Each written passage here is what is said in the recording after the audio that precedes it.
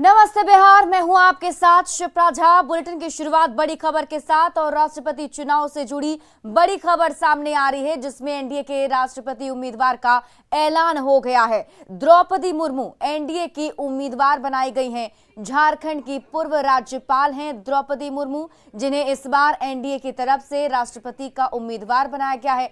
झारखंड की गवर्नर रह चुकी हैं द्रौपदी मुर्मू। इसके साथ ही ओडिशा की रहने वाली हैं। जो जानकारी है उसके मुताबिक द्रौपदी मुर्मू के नाम का ऐलान बीजेपी अध्यक्ष जेपी नड्डा ने किया है। बीजेपी संसदीय बोर्ड की बैठक में करीब 20 नामों पर चर्चा की गई, जिसमें द्रौपदी मुर्मू के नाम पर मुहर लग गई है।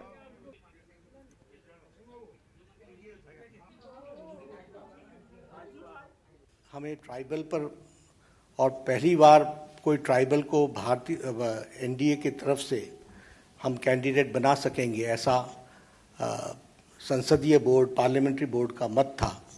और इसलिए श्रीमती द्रौपदी मुर्मू, इनको राष्ट्रपति का प्रत्याशी घोषित किया गया है एनडीए की तरफ से। और हम सब जानते हैं कि श्रीमती द्रौपदी मुर्मू जैसे राधाकृष्णन जी शिक्षा से जुड़े हुए थे, सर्वपल्ली राधाकृष्णन राष्ट्रपति के रूप में, उसी प्रकार द्रौपदी जी का भी जीवन आजीवन शिक्षा से जुड़ा रहा और वो टीचर के रूप में, शिक्षक के रूप में उन्होंने अपना जीवन प्रारंभ किया। मु भी वर्तमान टेलीविजन न्यूज देखिली आउ वर्तमान किसी कहवाक चाहे ना। परवर्ती समय में आपण को जहाँ भी बाइट देवी वर्तमान नुह है कहीं आपण को धन्यवाद, आपण एत कष्ट कर आछंती। तो वहीं पीएम मोदी ने ट्वीट किया है। श्रीमती द्रौपदी मुर्मू जी ने अपना जीवन समाज की सेवा और गरीबों, दलितों के साथ साथ हाशिए के लोगों को सशक्त बनाने में दिया है। तो ऐसे में ट्वीट करके पीएम मोदी ने उन्हें पहले तो धन्यवाद दिया, बधाई दी और सशक्त बनाने के लिए समर्पित कर दिया है। उनके पास समृद्ध प्रशासनिक अनुभव है और उनका कार्यकाल उत्कृष्ट रहा है। उन्होंने कहा कि मुझे विश्वास है कि वो हमारे देश की एक महान राष्ट्रपति बनेंगी। अग्निपथ योजना के खिलाफ आरजेडी आज राजभवन मार्च करेगा। दिल्ली से पटना लौटने के बाद नेता प्रतिपक्ष तेजस्वी यादव ने कहा है कि सरकार युवाओं को बेरोजगार बनाना चाहती है। इस मार्च में विपक्ष की कई और पार्टियां भी शामिल रहेंगी। तो आज आरजेडी का राजभवन मार्च है। अग्निपथ योजना के खिलाफ राजभवन मार्च किया जाना है। आत्मा मर गई तो देश की और आप लोग सब लोग जान रहे हैं कि बेरोजगारी रोजगार नहीं दिया। वो कह रहे हैं कि हम वापस नहीं लेंगे। ना ले सरकार जो है वो कानून बना सकती है, बदल सकती है, लेकिन जनता जो है वो सरकार बना सकती है, गिरा सकती है। अग्निपथ पर बवाल की आग तो ठंडी पड़ चुकी है, लेकिन सियासत ने जो आग सुलगाई वो ठंडी पड़ती दिखाई नहीं दे रही। 3 दिन पहले बिहार बीजेपी के अध्यक्ष संजय जायसवाल ने बिहार पुलिस पर गंभीर सवाल खड़े किए थे, जिसका जवाब भी जेडीयू की तरफ से जोरदार तरीके से आया था। लेकिन वो मौन था जिस पर गंभीर आरोप थे, यानी बिहार पुलिस। 4 दिनों की चुप्पी के बाद डीजीपी ने बीजेपी के आरोपों का जवाब दिया है। ये पूरी रिपोर्ट देखिए।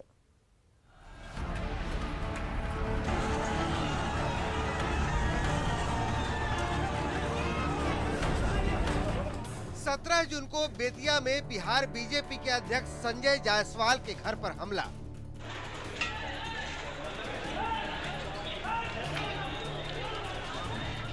सत्रह जून को ही बेतिया में डिप्टी सीएम रेणु देवी के घर पथराव।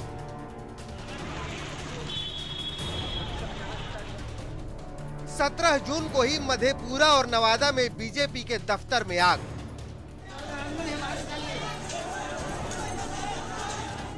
14 जून के बाद अगले 3 दिनों तक बिहार में व्यवस्था पूरी तरह बौनी नजर आई। कई जगहों पर तो पुलिस नजारत थी, जहां मौजूद भी थी वहां मूक दर्शक के रूप में। बिहार पुलिस पर ये आरोप लगाया था बिहार बीजेपी के अध्यक्ष संजय जायसवाल ने। संजय जायसवाल ने क्या आरोप लगाए थे ये हम आपको बताएंगे, लेकिन पहले डीजीपी का वो बयान सुनिए जो संजय जायसवाल के आरोपों के 4 दिनों बाद सामने आया है। बीजेपी के नेताओं ने आरोप लगाया कि उनके एक खास पार्टी के नेता को टारगेट किया गया। इस पर हमें कुछ नहीं कहना है, हमने कार्रवाई कर दी है, रक्षा उनकी पुलिस ने की है, जाके आप पता कर लीजिए। दरअसल 18 जून को अग्निपथ स्कीम के विरोध में हुए बवाल के बाद बिहार बीजेपी के अध्यक्ष ने बिहार पुलिस पर गंभीर आरोप लगाए थे और कहा था कि एक खास पार्टी और नेताओं को टारगेट किया गया था और पूरे हिंसा के दौरान पुलिस मौन रही। सुनिए 18 जून को संजय जायसवाल ने पुलिस पर क्या आरोप लगाए थे। 3 दिन से जो प्रशासन की भी भूमिका रही है वो अभी बिल्कुल अच्छी नहीं रही है। प्रशासन का काम होता है कहीं पे भी कल तक हम लोगों ने गलती से भी नहीं सुना कि कहीं पे किसी को लाठीचार्ज किया गया हो, किसी को टीयर गैस हो गया हो। अगर मेरे मधेपुरा कार्यालय की बात करें तो 300 पुलिस कर्मियों के रहते उस कार्यालय को जलाया गया। हमारा नवादा कार्यालय को भी जब तोड़ा गया तो वहाँ पुलिसकर्मी थे। तो कहीं ना कहीं प्रशासन की भी स्थिति बहुत ही दयनीय कल तक रही है। संजय जायसवाल के इन्हीं आरोपों के बाद केंद्र सरकार एक्शन में आई और चंद घंटे के भीतर बिहार बीजेपी के 10 नेताओं को वायु श्रेणी की सुरक्षा मुहैया करा दी गई। पटना से न्यूज 18 के लिए शैलेंद्र कुमार के साथ आनंद अमृतराज की रिपोर्ट। भारतीय रेल की तरफ से चलाई जा रही देश की पहली पर्यटन ट्रेन भारत गौरव टूरिस्ट ट्रेन को दिल्ली के सफदरगंज रेलवे स्टेशन से रवाना कर दिया गया। रेल मंत्री अश्विनी वैष्णव और पर्यटन मंत्री जी किशन रेड्डी ने झंडी दिखाकर टूरिस्ट ट्रेन को रवाना किया है। ये ट्रेन का अपने सफर के दौरान भारत से नेपाल तक के धार्मिक पर्यटन स्थलों का भ्रमण कराएगी। भारत और नेपाल के 2 पवित्र स्थलों अयोध्या और जनकपुर को जोड़ती हुई पहली पर्यटन ट्रेन का टूर 18 दिन का होगा। ट्रेन रामायण सर्किट पर नेपाल के जनकपुर पहुंचेगी। यात्रा के पहले दिन ये ट्रेन अयोध्या पहुंचेगी और इसके बाद फिर बिहार के बक्सर, सीतामढ़ी, जयनगर, जनकपुर, काशी, चित्रकूट, नासिक, रामेश्वरम, कांचीपुरम, भद्राचलम से वापस दिल्ली लौटेगी। इसका किराया 62,000 रुपए प्रति यात्री होगा। आज तो पूरा रामायण सब कुछ आज ट्रेन पे ले आए हैं। बिल्कुल, ये प्रधानमंत्री श्री नरेंद्र मोदी जी की कल्पना है कि भारत की विरासत को दिखाने का एक नया जरिया मिले, एक नया रास्ता मिले अनुभव करने का, केवल देखना ही नहीं उसको अनुभव करने का। तो उसी परिकल्पना से रामायण एक्सप्रेस, वैसे ही तमिलनाडु से एक शिरडी साईं बाबा के थीम पे एक ट्रेन और आने वाले भविष्य में और भी इस तरह की कई विरासत को दिखाने वाली ट्रेन चलाई जाएंगी। श्रद्धालुओं के द्वारा और यात्रियों के द्वारा तो आज विशेष तौर पे आपको आशीर्वाद आपको और मोदी जी को के नाम पे भी आज मिल रहा था। बिल्कुल, आज यात्रीगण मोदी जी को ऐसा धन्यवाद दे रहे थे कि आत्मा से, सोल से हमारी भावना उन तक पहुंचाई है, क्योंकि 50-60 वर्षों तक किसी ने ऐसा नहीं सोचा जैसा मोदी जी ने सोचा और हमारे मन की एक जो बहुत बड़ी तमन्ना है वो तमन्ना पूरी हुई। और पटना वासियों के लिए खुशखबरी है, अब मुंबई की तरह पटना में भी मरीन ड्राइव जैसा लुत्फ मिलेगा। गंगा ड्राइव वे का निर्माण किया जा चुका है। 24 जून को सीएम नीतीश कुमार गंगा ड्राइव वे का उद्घाटन करेंगे, जिसके बाद गंगा ड्राइव वे जनता के लिए खोल दिया जाएगा, जिसके बाद लोगों को जाम से मुक्ति मिलेगी। वहीं उत्तर बिहार हो या दक्षिण बिहार, आने वाले लोगों को पटना के बाहर या फिर बाहर जाने का रास्ता मिल गया है, जिसका जायजा लिया न्यूज 18 संवाददाता आनंद अमृतराज ने। तो पटना में गंगा किनारे अगर आपको हम मरीन ड्राइव का सैर करा दें तो फिर आपको कैसा लगेगा? बिल्कुल सच है और बहुत जल्द आपको ऐसी तस्वीर भी देखने को मिलेगी। 24 तारीख को जेपी गंगा पथ मरीन ड्राइव का उद्घाटन होने वाला है और इस वक्त हम आपको तस्वीर दिखा रहे हैं। ठीक बाईं ओर, जेपी सेतु के ठीक बाईं ओर गंगा नदी और गंगा नदी के ठीक बगल में ये मरीन ड्राइव। अब कल्पना कीजिए कि जिस मरीन ड्राइव के बारे में आपने चर्चा सुनी है, मुंबई का नज़ारा देखा होगा समुद्र के किनारे, बिल्कुल वैसा ही नज़ारा आपको पटना में देखने को मिलेगा। और एक विस्तार से आपको तस्वीर भी दिखा देते हैं। ठीक हमारे बाईं ओर आप देख रहे हैं अटल पथ आकर मिलेगा जेपी गंगा पथ के पास और यहाँ पे एक गोलंबर बनाया गया जो आने वाले समय में बेहद खूबसूरत बनने वाला है। लेकिन फिलहाल 24 तारीख को इसका उद्घाटन होने वाला है। यानी कि अगर आप उत्तर बिहार से जेपी सेतु के रास्ते आप पटना आते हैं और अगर आपको पटना के रास्ते बाहर निकलना है तो आप इस रास्ते से भी आ सकते हैं। और अगर आपको कोई किसी गंभीर मरीज को लेकर आप पीएमसी जाने वाले हैं तो जेपी सेतु के रास्ते, जेपी गंगा पथ के रास्ते आप आसानी से पीएमसीएच भी जा सकते हैं। तो गंगा के किनारे इस मरीन ड्राइव पर आना ही एक अजीब सा एहसास दिलाता है। और 24 तारीख को इसका जब विधिवत उद्घाटन होगा और फिलहाल फर्स्ट फेज में पीएमसीएच तक ये जो मरीन ड्राइव है वो जाएगा और आने वाले समय में ये आगे दीदारगंज से भी आगे निकल जाएगा। तो आप कल्पना कीजिए कि दोहरी खुशी पटना वासियों के लिए, एक ऐसा टूरिस्ट प्लेस जहां पे लोग शाम होते या फिर मौसम खुशगवार होता है तो यहां पर घूमने के लिए पहुंचेंगे और ठीक बगल में गंगा नदी की कलकल धारा और उसके बगल में ये पाथवे। आप अंदाज़ा लगा लीजिए कि जिस मरीन ड्राइव की कल्पना हम लोगों ने कभी नहीं की होगी, अब राजधानी पटना में उसी मरीन ड्राइव को आपको देखने का मौका मिलेगा। और सबसे महत्वपूर्ण बात कि जो जाम की समस्या की वजह से जब उत्तर बिहार से लोग जेपी सेतु के रास्ते पटना पहुंचते थे और उन्हें जाम की समस्या का सामना करना पड़ता था या फिर कोई गंभीर मरीज था उसे अगर पीएमसीएच लेके जाना रहता था तो काफ़ी वक्त लगता था, लेकिन अब वो तमाम समस्या दूर होने वाली है। और 24 तारीख को जेपी गंगा पथ का फर्स्ट फेज का उद्घाटन होने वाला है जो पीएमसीएच तक जाएगी और इसके बाद वो धीरे धीरे समयबद्ध तरीके से वो आगे की ओर जाएगी। तो हमने आपको तस्वीर दिखाई और ये बताने की कोशिश की कि 24 तारीख को इसका उद्घाटन होने वाला है और आप भी गंगा किनारे अगर मरीन ड्राइव की सैर करना चाहते हैं तो शौक से आइए। कैमरामैन सोबत के साथ आनंद अमृतराज, न्यूज 18 नेटवर्क, पटना। पथ निर्माण मंत्री नितिन नवीन ने अटल पथ फेज 2 और गंगा पथवे का निरीक्षण किया। उन्होंने बताया कि अटल पथ से जेपी गंगा पथ को जोड़ा जाएगा, साथ ही पीएमसीएच को भी इससे जोड़ा जाएगा, जिससे लोगों को जाम से मुक्ति मिलेगी।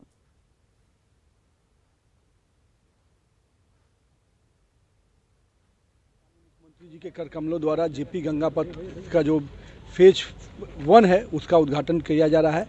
इसमें अटल पथ की से भी इसकी कनेक्टिविटी को हम लोग उस दिन लोकार्पण करने जा रहे हैं। तो अटल पथ से जेपी गंगा पथ जुड़ेगा और जेपी गंगा पथ का जो पहला कनेक्शन है एएन सिन्हा इंस्टीट्यूट का जो गांधी मैदान पोर्शन है वहाँ से जुड़ेगा और पीएमसीएच को भी हम लोग कनेक्ट कर रहे हैं, लेकिन अभी उसको इमरजेंसी सर्विसेज के लिए ओपन करेंगे।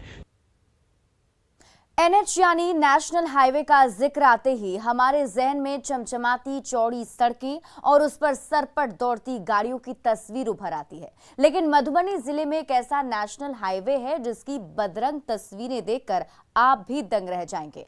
एनएच 227 नाम से नेशनल हाईवे का दर्जा रखने वाली ये सड़क कलुहाई से बासोपट्टी होते हुए उमगांव तक जाती है। हैरानी की बात यह है कि करीब 20 किलोमीटर लंबे इस नेशनल हाईवे की दुर्गति को देखकर इसे सड़क कहने में भी तरस आती है। बासोपट्टी में नेशनल हाईवे नंबर 227L पर करीब 100 से अधिक गड्ढे हैं, जिसमें बरसात के समय में पानी भर जाने से आम लोगों की मुश्किलें काफी ज्यादा बढ़ जाती हैं। तस्वीरें हम आपको दिखा रहे, देखिए बीच में एक के बाद एक गड्ढे आपको दिखाई दे रहे होंगे। यहां पर लोगों की परेशानी काफी ज्यादा है। प्रशासन या सरकार इसकी तनिक भी चिंता नहीं करती है।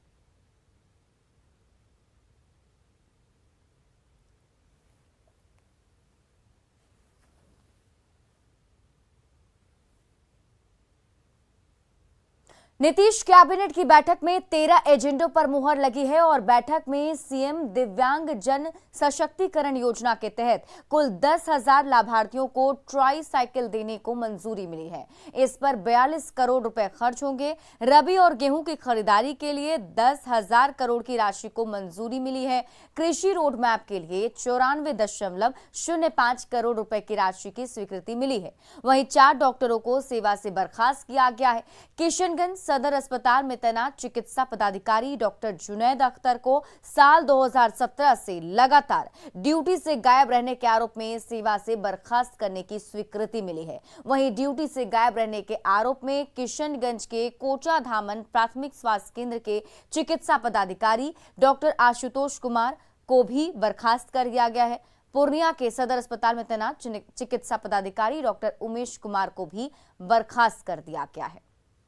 दिव्यांग सशक्तिकरण छात्र योजना जो थी उसके अंतर्गत संबल योजना, छात्र योजना के अंतर्गत संबल योजना जो थी उसके अंतर्गत दिव्यांगों को बैटरी चालित ट्राईसाइकिल का वितरण करने का निर्णय लिया गया।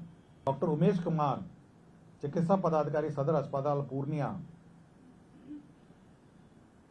इन्हें जो 17/2/2014 से लगातार अनाधिकृत उपस्थित थे, इन्हें सेवा से बर्खास्त किया गया। और डॉक्टर अनिमेश कुमार, चिकित्सा पदाधिकारी, रेफरल अस्पताल अमोर पूर्णिया को, जो मार्च 2017 से अनुपस्थित थे, उन्हें सेवा से बर्खास्त किया। और अगली खबर गोपालगंज से, जहां शिक्षा के मंदिर में रात भर ऑर्केस्ट्रा का प्रोग्राम चलता रहा। सोशल मीडिया पर वायरल तस्वीर हम आपको दिखा रहे हैं, जिसमें आप खुद देख सकते हैं कि स्कूल में एक मंच का निर्माण कराया है जिस पर सरकारी फंक्शन होते हैं, लेकिन उस स्टेज पर डांसर्स को बुलाकर रात भर डांस करवाया जा रहा है, वो भी जब जिले में धारा 144 लागू है। भोजपुरी के अश्लील गानों पर ठुमका लगाती डांसर्स पर पैसे लुटाए जा रहे हैं, लेकिन प्रशासन को इसकी खबर तक नहीं है। ये सब नगर थाने से महज कुछ ही दूरी पर हो रहा है। जिस स्कूल में डांस का प्रोग्राम हो रहा है वो लड़कियों का स्कूल है। शहर के प्रतिष्ठित बालिका स्कूल में इस तरह का प्रोग्राम प्रशासन पर कई सवाल खड़े कर रही है।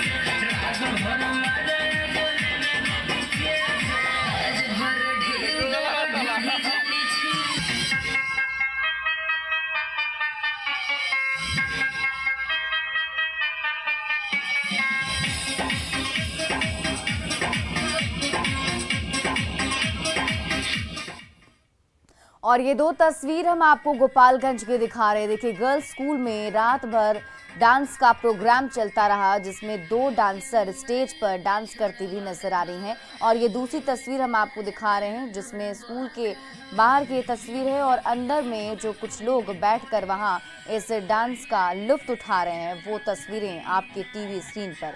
बताया जा रहा है कि यहाँ का सबसे प्रतिष्ठित स्कूल है। जहानाबाद के शकुराबाद में पुलिस की सूझबूझ से एक बड़ी घटना होते होते बच गई। दरअसल एक नाली को लेकर विवाद चल रहा था, जिसे लेकर पंचायत बुलाई गई थी। पूर्व मुखिया के देवर शाह उमर अंसारी एक पक्ष से पंच थे, तो वर्तमान मुखिया पति और पूर्व प्रमुख प्रेमचंद यादव दूसरे पक्ष से थे। पंचायती के दौरान दोनों के बीच विवाद हुआ और मामला मारपीट तक पहुंच गया। बाद में घटना को धार्मिक रंग देने की कोशिश की गई, लेकिन समय रहते पुलिस ने कार्रवाई शुरू कर दी। मामले को लेकर दोनों तरफ के 7 लोगों को आरोपी बनाया गया है, जिनको पुलिस ने नोटिस जारी कर दिया है। पुलिस जब आरोपी प्रेमचंद यादव की गिरफ्तारी के लिए उसके गांव बढ़ौना पहुंची तो ग्रामीणों ने हमला कर दिया। दरअसल प्रेमचंद की पत्नी वर्तमान मुखिया रश्मि देवी को पूछताछ के लिए पुलिस हिरासत में लेकर थाने ला रही थी और तभी ग्रामीणों ने हमला कर दिया और मुखिया को छुड़ा कर ले गए। घटना के विरोध में व्यवसायियों ने शकुराबाद बाजार को बंद करा दिया। आरोपियों की गिरफ्तारी के लिए फिलहाल छापेमारी की जा रही है और उनके घर नोटिस चिपकाया जा रहा है।